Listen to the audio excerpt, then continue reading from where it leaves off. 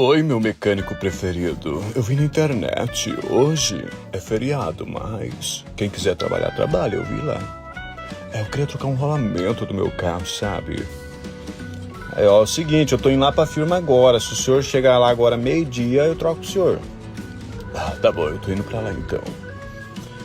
O que aconteceu aqui? Já trocaram seu rolamento, senhor? O que aconteceu aqui? Eu troquei essa semana, sabe? O cara colocou errado. A luz do ABS fica acesa, tá? Eu sei que o senhor já desmontou, mas eu vou ter dinheiro só semana que vem. É que eu não tô trabalhando, né? Com um carro desse jeito aí não tem como trabalhar. Eu preciso do carro, eu sou Uber.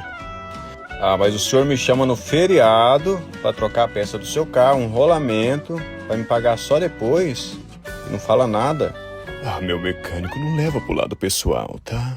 Eu vou fazer o dinheirinho essa semana, eu já te pago. Eu prometo pra você.